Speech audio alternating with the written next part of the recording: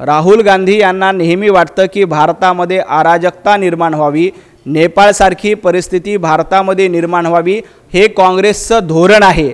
आणि या काँग्रेसच्या धोरणाच्या विरोधात प्रत्येक भारतीय नागरिक अभिमानाने उभा आहे। काँग्रेसला कितीही वाटत असेल, राहुल गांधींना कितीही वाटत असेल की महाराष्ट्रामध्ये नेपाळसारखी परिस्थिती व्हावी, नेपाळसारखी अराजकता माजावी, पण इथं तसं होणार नाही। हा छत्रपती शिवाजी महाराजांच्या विचाराचा महाराष्ट्र आहे। हा सुभाषचंद्र बोस यांच्या विचारांचा देश आहे। हा महात्मा गांधी यांच्या विचाराचा देश आहे।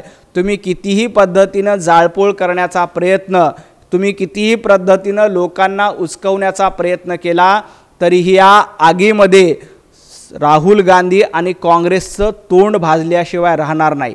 काँग्रेसचं तोंड एकदा पोळले का?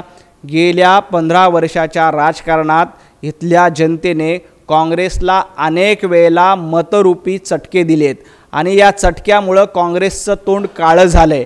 आणि अशा पद्धतीनं राहुल गांधी काय म्हणतात की जेन झीनं आंदोलन करावं। इथली जेन झी पंतप्रधान नरेंद्र मोदीजींच्या सोबत आहे। दिल्ली विद्यापीठामध्ये निवडणूक झाली, या जेन झीने अखिल भारतीय विद्यार्थी परिषदेला प्रचंड बहुमताने विजय केलं। हैदराबाद विद्यापीठामध्ये निवडणूक झाली, या जेन झीने अखिल भारतीय विद्यार्थी परिषदेला दणदणीत विजयी केलं। ही जेन झी भारतीय जनता पार्टी, पंतप्रधान नरेंद्र मोदीजी यांच्या पाठीशी भरभक्कमपणे उभी आहे।